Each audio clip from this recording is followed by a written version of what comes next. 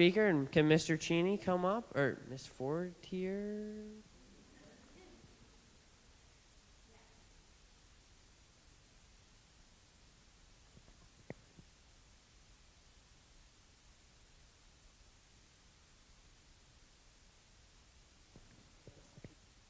Is it on?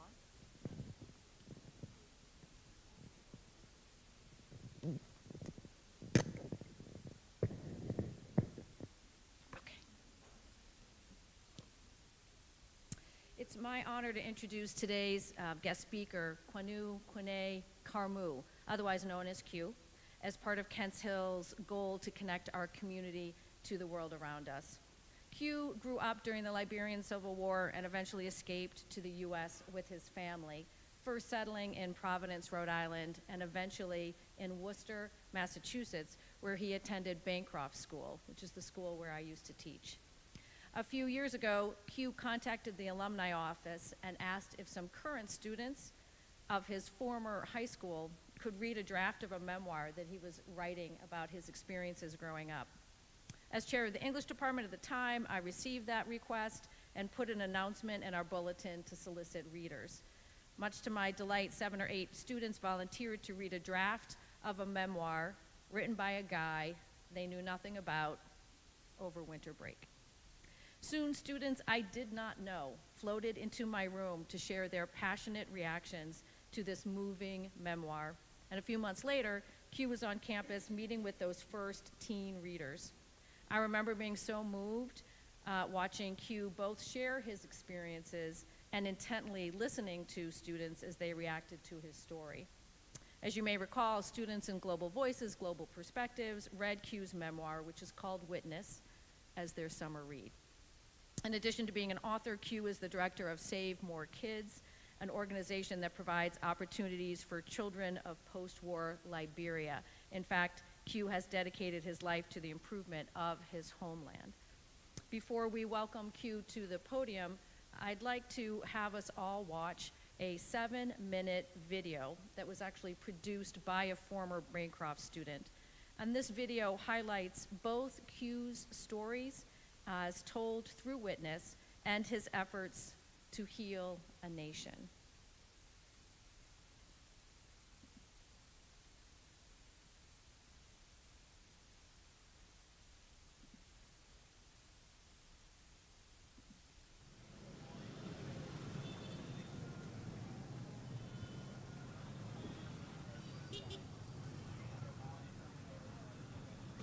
What do you know about this area?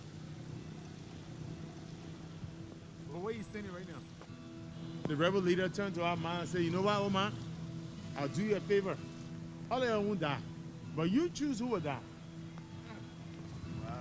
You choose between your life and your children's life. If your house is on fire and nobody knows about it, how are you going to get help? The power of story sharing is almost psychologically relieving. Stories that have to do with atrocities must be shared with the world. That's how we learn not to repeat those atrocities. That's also how we learn to heal a nation. My name is Karmue. This is my story. The entire country of Liberia was this mesmerizing, magical place. The Lebanese came here, the Chinese came here, the Germans were here, the Americans were here. And Liberia was that dream that was in Africa. And even though we thought nothing could ever go wrong in this place, in the twinkling of an eye, everything we ever imagined just went wrong.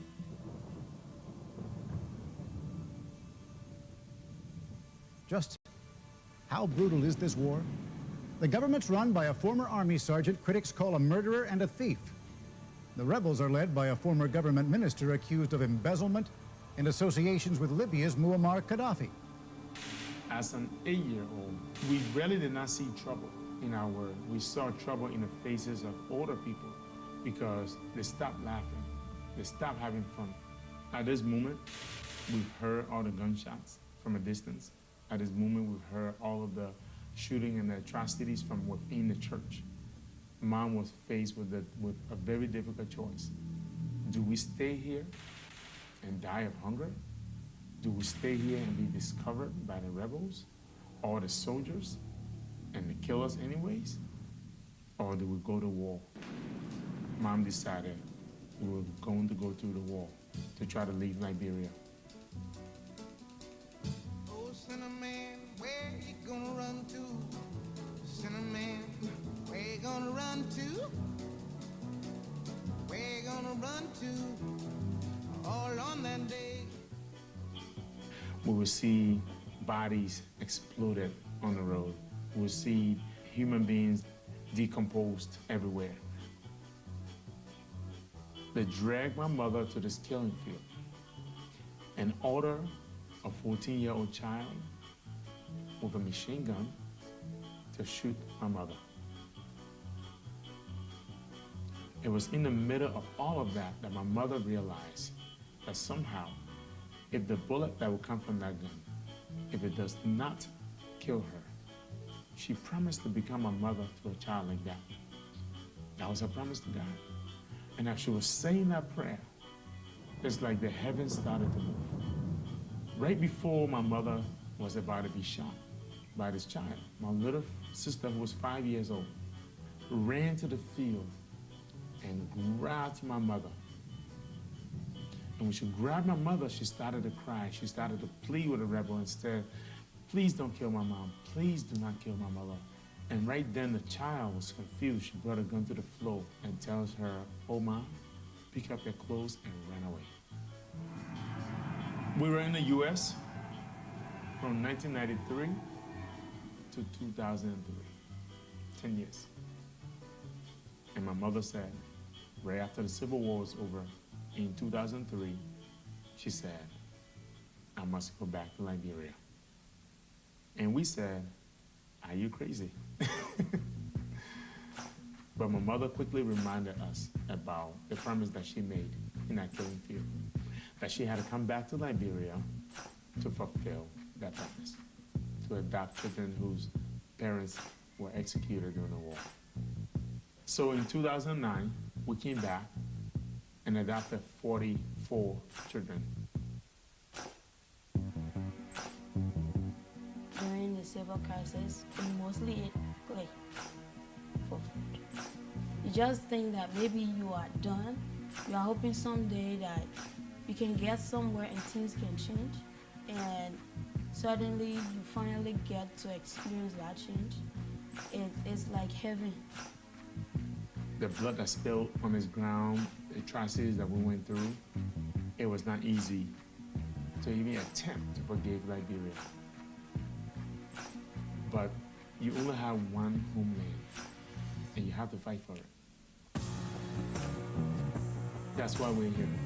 That's what we're doing now. We're fighting every single day to give hope and aspiration to those who did not have the chance to escape this place.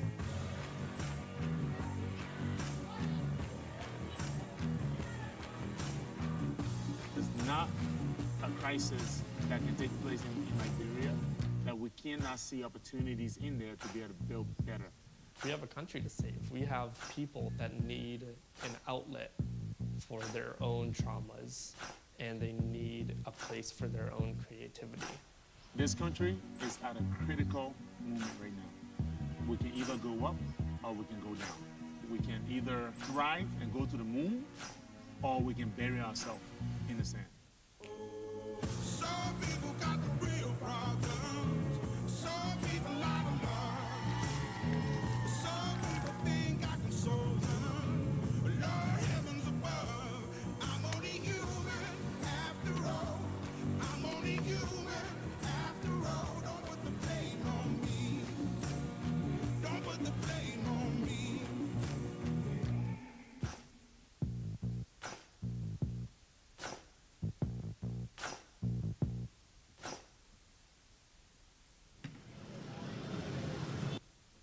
Please join me in welcoming Karmue to the Hill.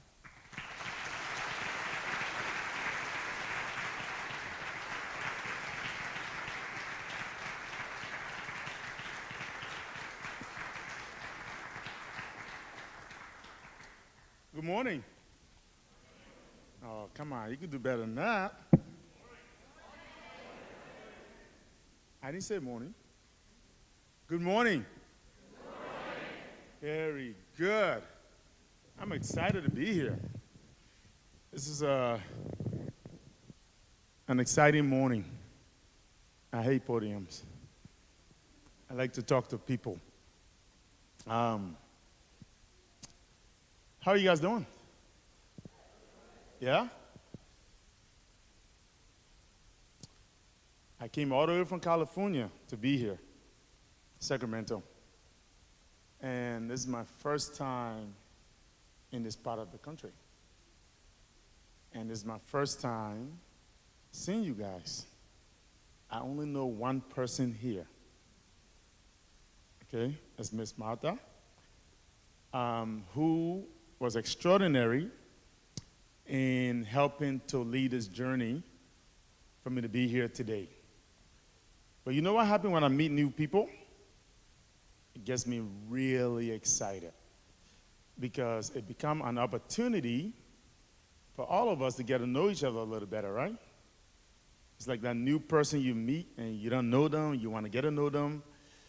So today we're going to get to know each other a little better. I'm going to share a little bit of my story, but at the end of the day, this is not about me or my story. It's really about you guys. Okay? So can we give a big hand of applause for you guys being here today?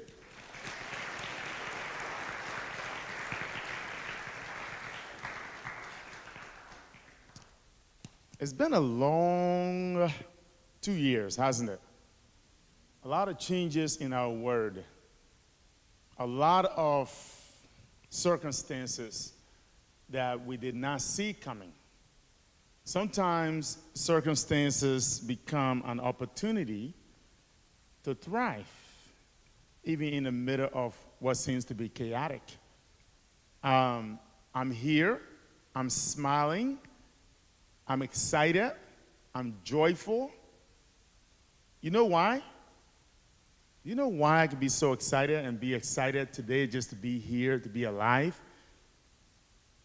Because when you come close to losing your life like 10,000 times, and you can stand up in front of people and you're still alive, you got every reason to be excited, right?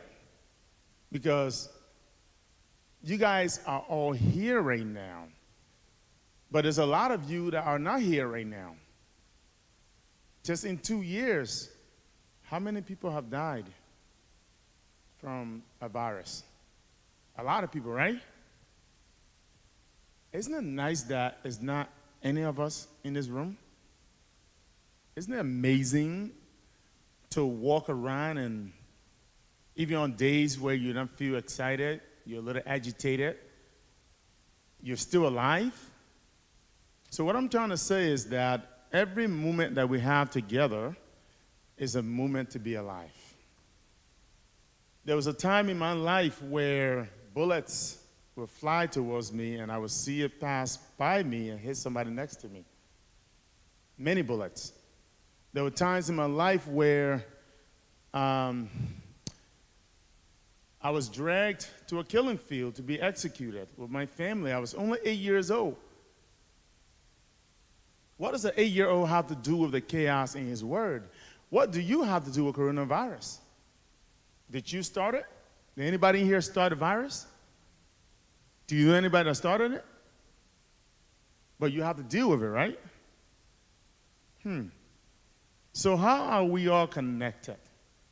Would you say that somehow you might be sitting here but connected to our universe in ways that you can't even start to imagine? Would that be a true statement? Can we agree on that? That somehow we are all connected? That if something happened on the other side of campus, it can affect everybody here. Is that true? I see a lot of nodding. Anybody says that's not true? Do we have a true in the building? Is this true? We put our hand up. So if something happens on one side of the campus, could it affect the other side? That's why I'm here today. because something did happen on one side of the world that affected me as an 8-year-old in 1989. That's it, I just gave you my age. So what happened? So before I was ever born, I was minding my own business. I really was. I was minding my own business. Few guys got up in a room, some of which you guys already know. Who know a guy named James Monroe? Have you ever heard of that guy? James Monroe? Who's our historians here? Who is James Monroe? Who is he? 5th U.S. president. Now think about it. The 5th U.S. president is sitting in a room with another guy named Francis Scott Key. Who knows that guy? Francis Scott Key. Who is he? There you go. The writer of the U.S. national anthem. What are they doing in a room together with other guys discussing a very important subject that have to do with me? Now think about that. I'm from Liberia, West Africa. These guys are having a conversation about me before I'm born. Are we connected or what? Are we connected? I see a lot of yes. Now, here's the conversation they're having. The slaves want their freedom, okay? And there are slave owners that say, no, if you freedom, who's going to work our land? And there are Quakers that say, no, freedom, because then they can go back to Africa. So they come to one conclusion. Okay, the pressure of freedom is mounting up. A lot of the slaves are already freed. But if we free all of them, there might become a problem for us here in the homeland. Because now you have all these free slaves that want rights. Now, when you're free, how do you get rights? How do you not get rights when you're free? So here's what happened. They agreed that, hey, let's just ship them back to Africa. That's where I come into play. So they got together and formed the American colonization movement. Have anybody ever heard of that before? One person. Two people. The American colonization movement was formed to take free slaves, create a pathway back to Africa. And when that ship left from South Carolina and sailed across the Atlantic Ocean, it landed in a place called Liberia. Now, they came out with the name Liberia. But when they got there, so let's review this for a sec. When these guys were in a room, the great separation began. You know what separation is? When two things come from apart, right? When you rip certain things from apart. Now, have you ever tried ripping your arm from the rest of your body? Have you ever tried ripping your legs from the rest of your body? Now, if you prick one finger, does your head hurt? No. So if you prick your finger, does the rest of your body get in pain and, a few irritable, stuff like that? They were ripping a part of them and saying, let's go back to Africa because we don't want you here. So they went to Africa, and these free slaves were actually excited to go back to Africa. They were excited. Why? Because they was going back to reconnect with a root that before this, 200 years before, they were also ripped from this other body and brought all the way here, became slaves, helped to build a lot of the infrastructure, and now they were excited to go back and experience freedom. There was a great seal that these slaves wrote on, and the seal that they were going under was, here's the statement, it said, the love of liberty brought us here. That's the seal. Now that sounds good, doesn't it? The love of liberty brought us here. But when they got back to Liberia and found the natives on the land in Liberia, these free slaves took the mindset of suppression. They decided, oh, wait a minute. We're free. These natives own the land, But we can suppress them and turn them into slaves to work for us. Good idea, huh? How crazy is that? You've been a slave all your life. You got your freedom. You're going back to a country to start over. You write this amazing seal that says, the love of liberty brought us here. Then you get on the land and start to take from the playbook of your suppressors. Turn the people you see on the land, that own the land, into slaves to work for you. That's how I came in the picture. I'm from Liberia. My name is Kwanu Kwane Karmue. It's easy to call me Q. My story is intertwined with decisions that were made some 200 years ago. And so when you suppress a group of people, you're really separating them from their freedom, aren't you? As you watch in the documentary, in 1989, my family was a thriving family in Liberia. My parents were first generation of slaves to Americo-Liberians because the Americo-Liberians made my grandparents feel as if, regardless of how much wealth they had, they wasn't good enough. That they had to take their kids and send them to live with an Americo-Liberian, get mistreated for the sake of getting an education.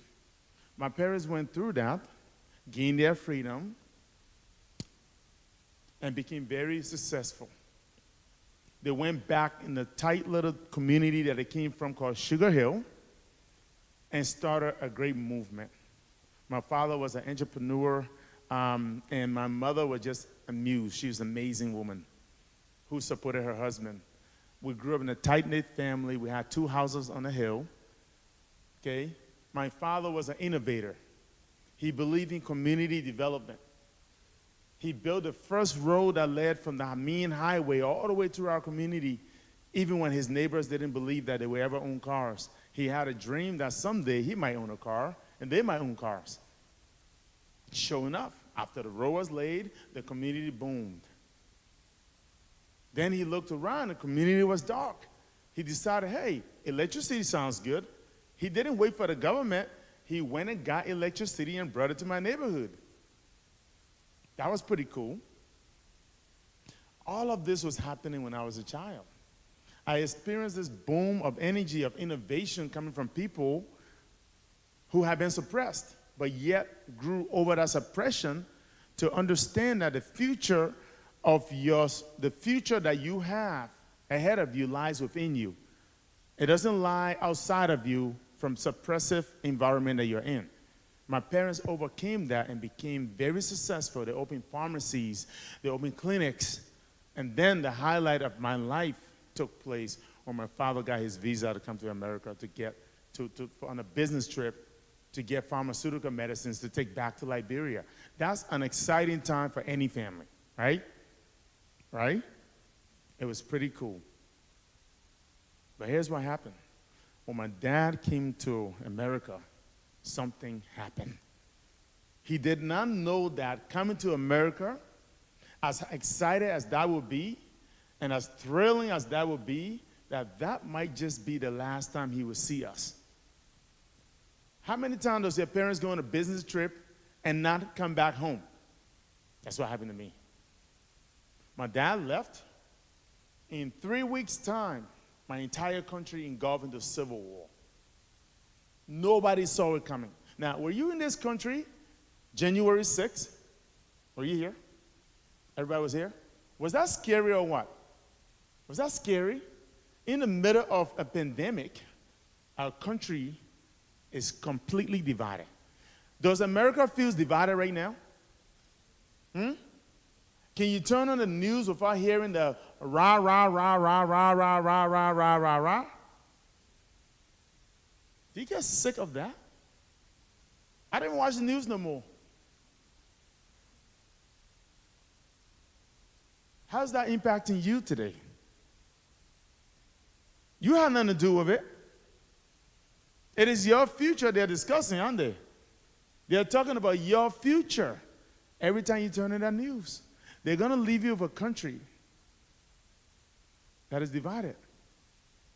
That's what happened in my country. I was 8 years old. I had no clue what was going on. I just wanted to have fun, run around, play in the dirt with my friend, enjoy the fact that my father went to America, enjoy the fact that we have free land everywhere. I just wanted to have fun. But look what I inherited.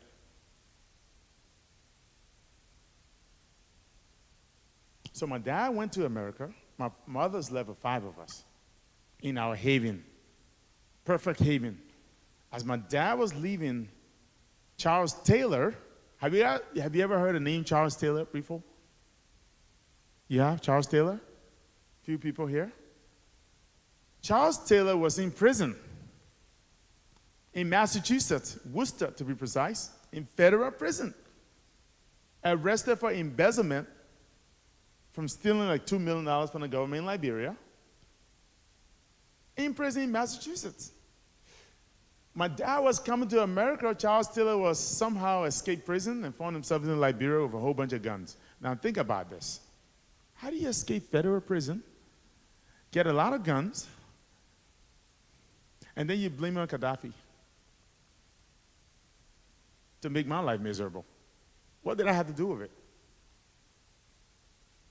Charles Taylor finds his way into Liberia, starts the war to try to take out the president that led a coup d'etat in 1980, supported by, some things I can't say too loud.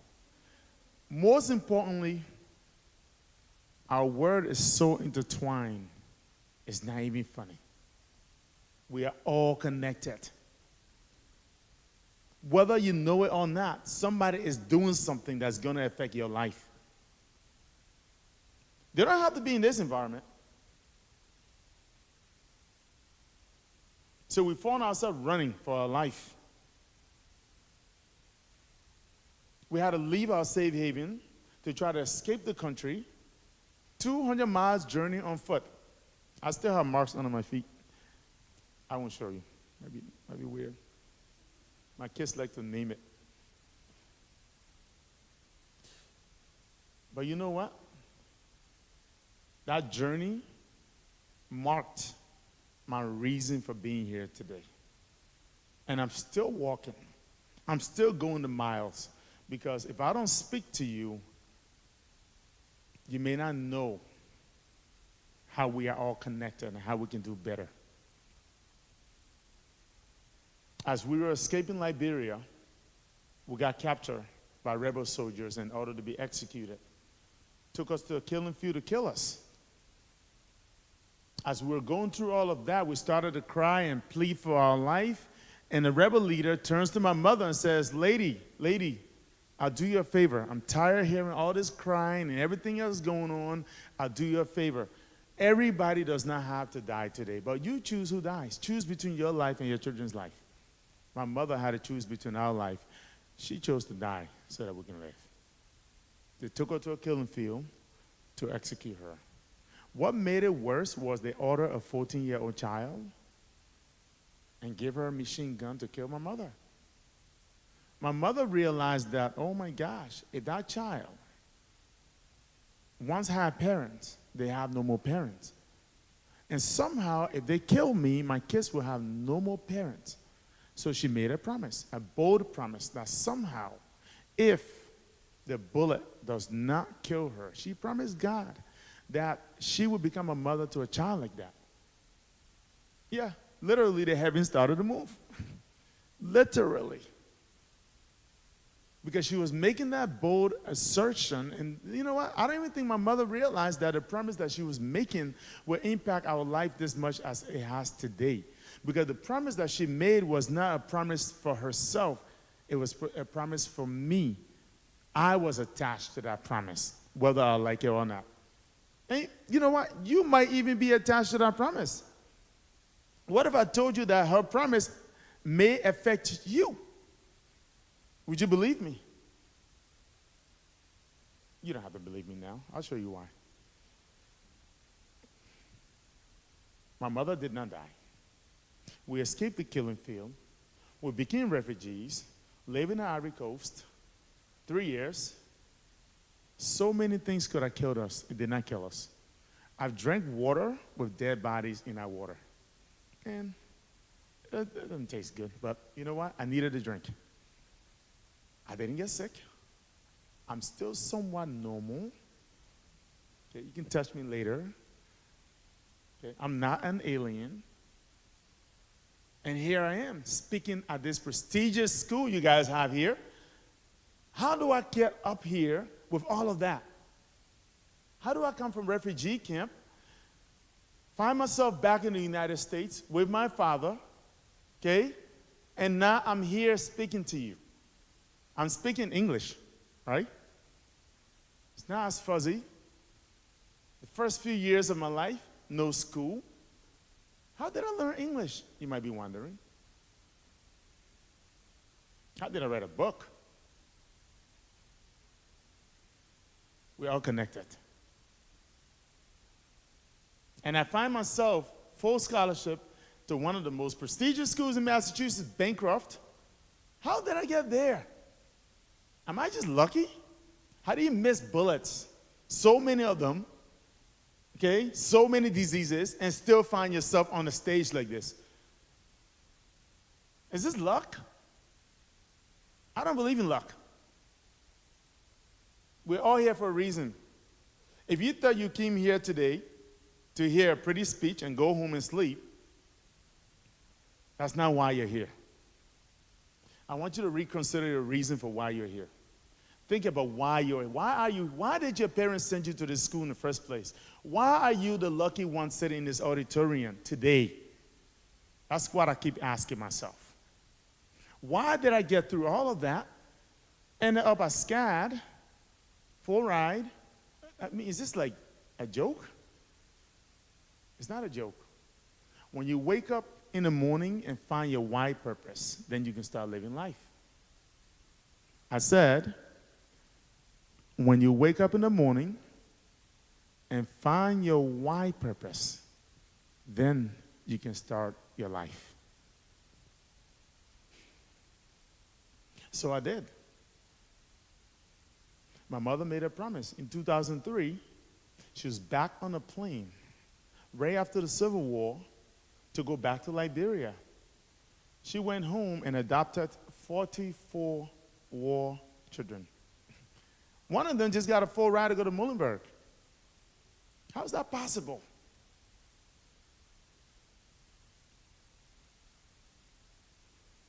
Now here we are. I started to save more kids because it wasn't enough to be alive today. In the great United States, with all the opportunities that have been given to me, just to exist, go to corporate America, work, feed my family, that seems like a pretty okay way to, live life, and then at the end just die, and whatever happens after that happens, right? That's kind of the trend life gave to us. But what if there's a bigger picture here that we don't normally see? What if there is a bigger picture in oneness? What if the connectivity that stopped us from becoming one from the very beginning can be turned around? What if we dare to imagine what it feels like to be one people? Are we just a big mush of clay with different colors in this room? Have you ever thought about that? When you die, where do you go? Where does your physical body go? Some people will cremate it. Yeah, most people just put it back in the dirt, right? It just become a dirt again. Do you ask that body in the dirt, hey, what color are you? You might not want to be in a brown and black dirt while you're down there. Do we ask that? Why? We make a big deal out of it when we're here. Why don't we ask the dead body, or why don't we put it in a lighter clay? Bad idea? Not good? So why do we have such a big deal about what color, what language, when you're done, it's over, right? Are we missing an opportunity to understand the reason why we're actually here? I don't want to miss that opportunity. So I spent 15 years of my life exploring the possibility of who am I? Who am I? Why am I here? You know, I started to save more kids to be able to help my mother fulfill that dream of revitalizing these kids, but that was not enough. It is not enough to just harvest a bunch of kids in the home, perhaps to grow up, perhaps to become something great. Then what's about the rest of our word? What's about you guys? What do you have to do with it? So save more kids, witness, and everything I do have to do with collaboration. Have to do with the intertwining aspect of who we are. Have to do with my presence, have something to do with your presence. And if we can find our oneness, we can change the word. And perhaps the things that you carry inside of you can come alive in the things that I carry inside of me. And together we can do some wonderful things, right? Right? You can say yes or no. If we work together, what can happen? So we decided to dare to do that. I didn't want to just publish a book. That's boring. Who publishes a book? You know, it's like, you know, okay, I'm going to just go publish this book. Okay, boo, boring. So I sat there and I said, what if? Now, I love the word what if. What if is one of my favorite statements. What if? Because what if gave us, bring our imagination to a place that we've never been before, right? So if you ask the word what if, and let's practice. Everybody say what if on 3. 1, 2, 3. 1, 2, 3. Okay, here's how exciting this is. Now, you guys are sounding very somber. If you don't scream this out loud, I'm not going to tell you what's going to happen next. 1, 2, 3. I heard it from this side. It's got to be all together. Are you ready? 1, 2, 3.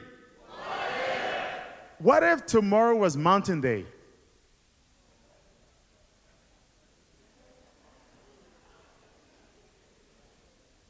You're laughing. You don't believe me. So tomorrow is Mountain Day.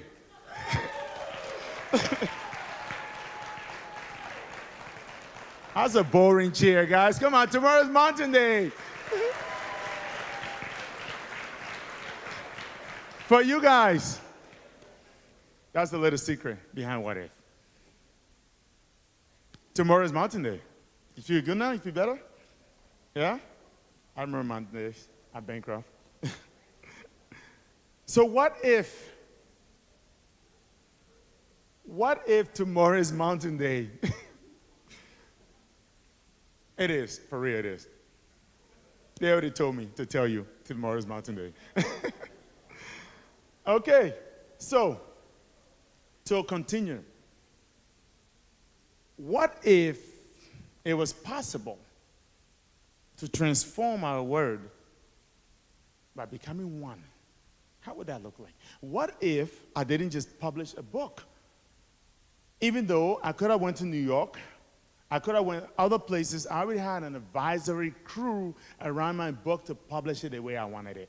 The way traditionally they said, publish it like this. I was like, nope, I don't want to do that. I want to take my raw draft of my manuscript and give it out to students like you and say, hey, read it. What do you think? Can we publish together? That's becoming one. Somebody told me, are you sure you want to do that? That's your manuscript, man. I'm like, guys, if I die today, this thing here just is another story. But if it becomes your story, it becomes our story, together, we can do wonders.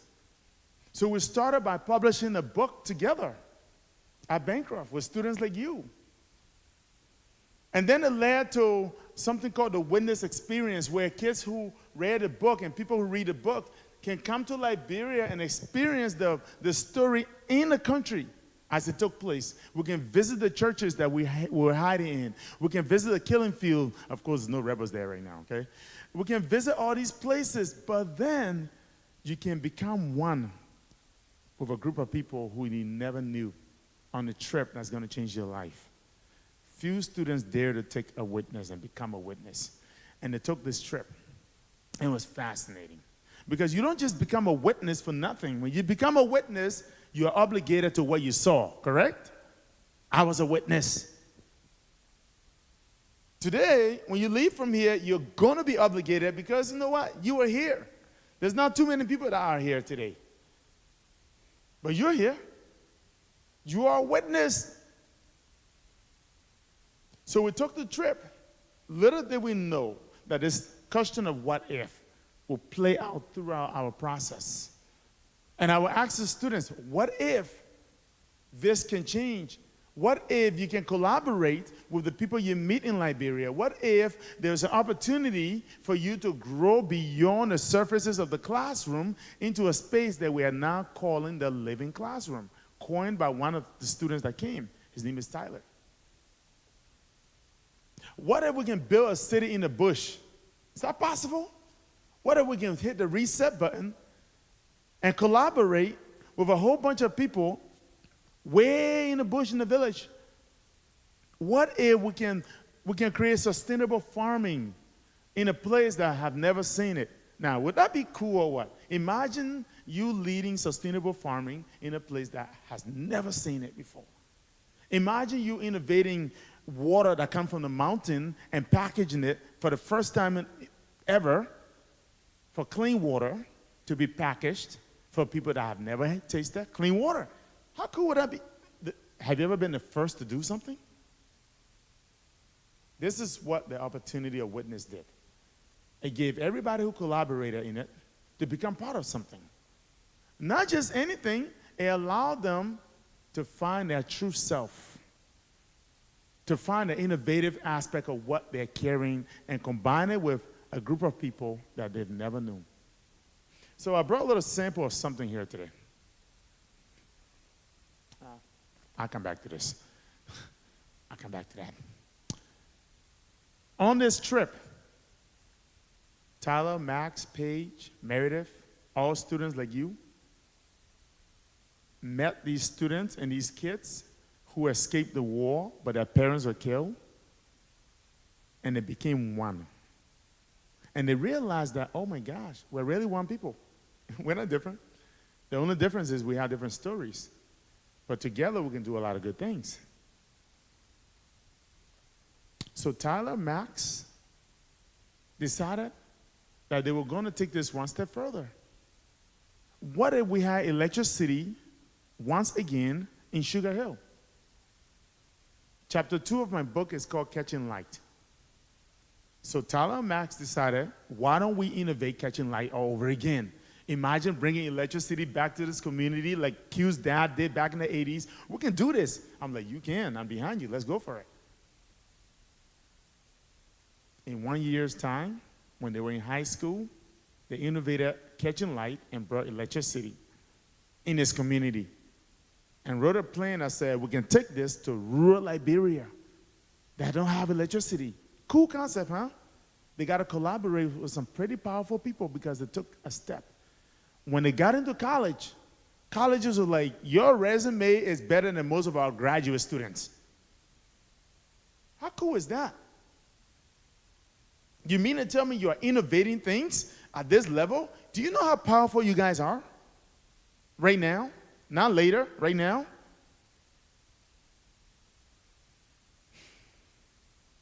You got to use your power now. Right now. So I challenge every young person to use their power now. So along this journey, Tyler found a new passion. He went into the village of Karmue, okay, and literally became one with the villagers. How do you become one with villagers? You walk around, you say hello, you smile, they will smile back. That's how you become one with people. And then he discovered coffee. Anybody like coffee in here? Everybody like coffee in here. Tyler found coffee in this village. Amazingly, there's only 3 kinds of coffee in the whole world. Did you know that? I didn't even know this. Tyler was like, Q, there's 3 kinds of coffee. There's Arabica, there's Robusta, and there's Liberica. Liberica after Liberia. He's like, did you know there's a Liberica coffee? I'm like, no, Tyler, never heard of it. He's like, there is. It's got to be here somewhere. He went looking for it, and he found it. The thing is, Starbucks have never even heard of Liberica coffee. Nobody has. But Tyler knew, because written somewhere in some kind of book he had. When he discovered Liberica coffee in Liberia, in this village, he said, Q, I know what I want to do now.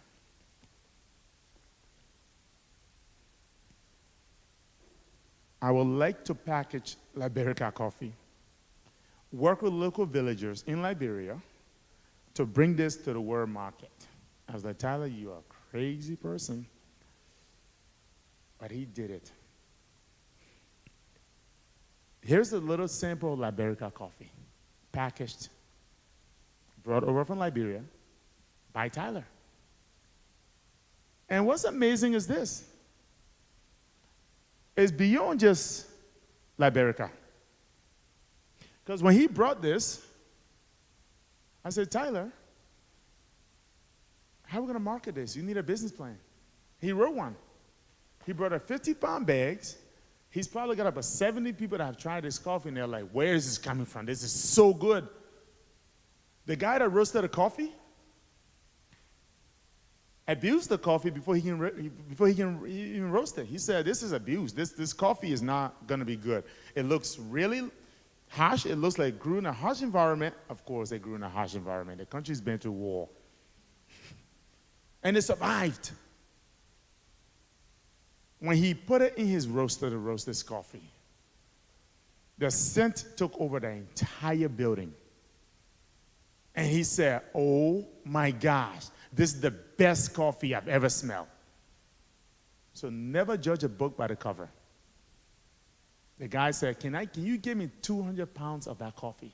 Please, I want some. So what am I saying? It's coffee today.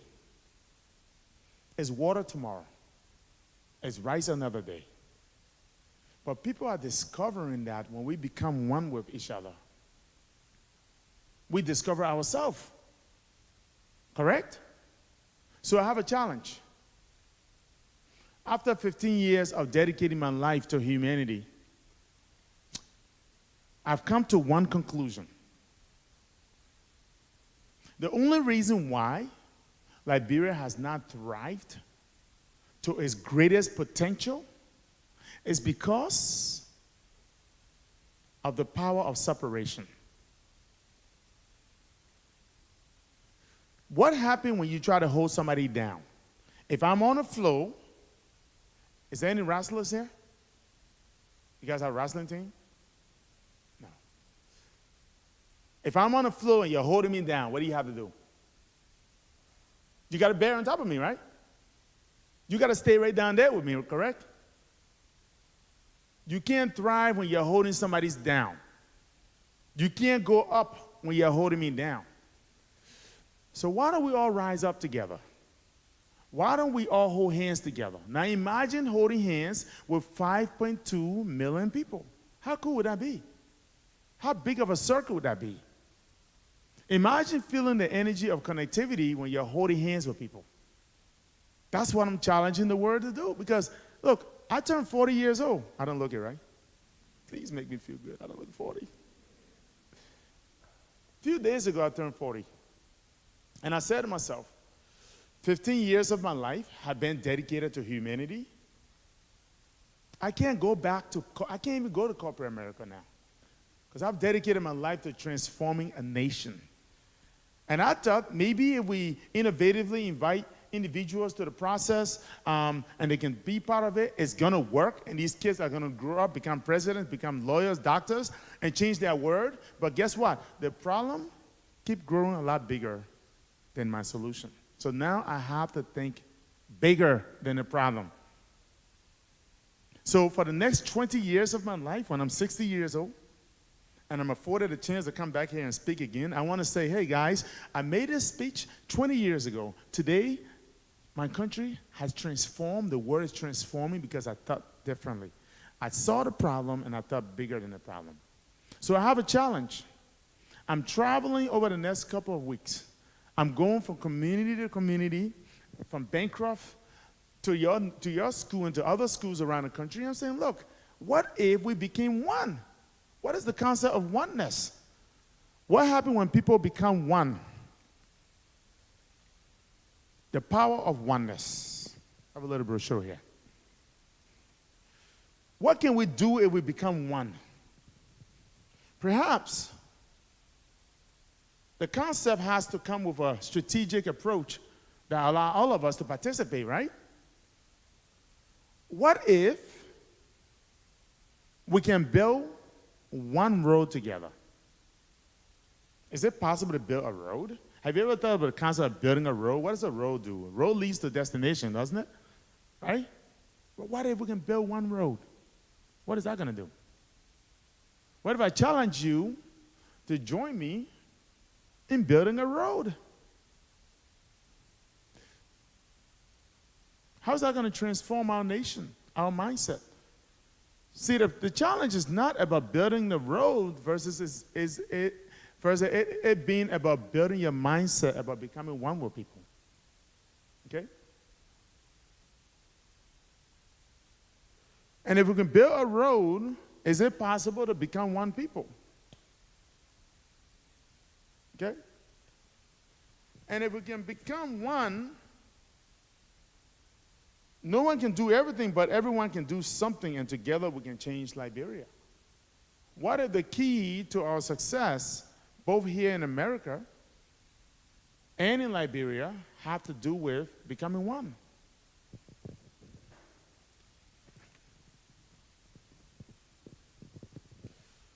If we can build one road together, can we actually build a nation together? Is it possible that an 18 miles road can change all of our life? Sorry I don't have it up there. You might not be able to see that. You can come later and see some of this later. So if we can build one 18 miles road, what would that look like? Imagine this. Imagine a road that's connected by villages. Imagine the whole world descending to Liberia and running a marathon with other villagers. From one village to the next village, you run a marathon to build a road. Is that oneness or what? Is that out of your comfort zone or what? What do you learn from that? This is not about the road. More or less, is it about you guys, about me, about all the other people that will come together to do this? What would it take for our world to come together to build one road? So I'm challenging every group and every school that I speak to and say, look, I need 3 major individuals from each school, each community, everywhere. And these individuals will be composed of a secretary, a spokesperson, and a treasurer. They're going to represent that community.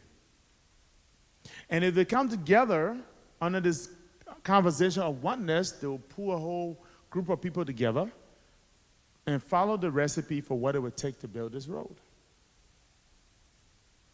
Like I said, I'm traveling from California to Michigan, to Philadelphia, to Ohio, to so many other places and having this conversation about oneness. And I'm inviting the whole world to come with me to build one road.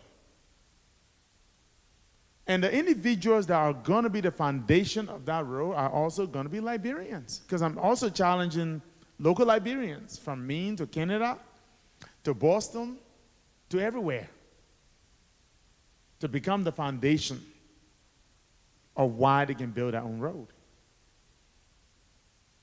Therefore, the great challenge that I'm throwing out there is, can we dare to become one people around the concept of building one 18 miles road? And would you even dare to take the trip to run with a villager,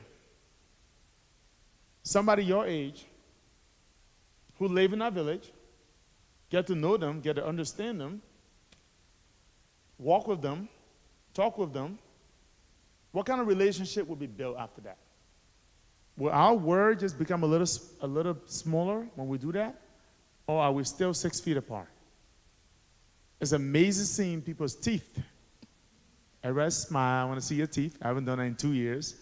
I haven't seen teeth in like 2 years.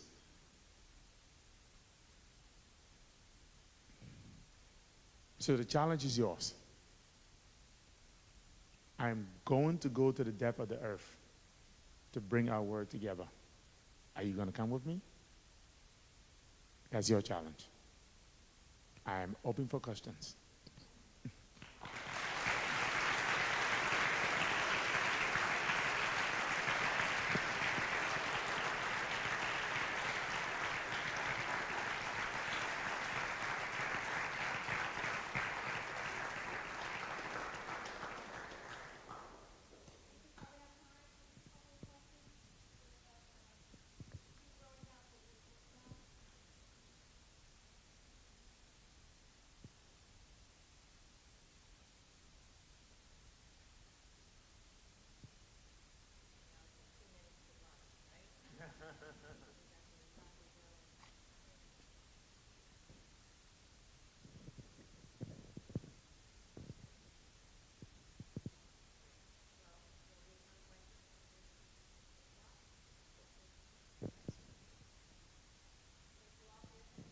Thank you.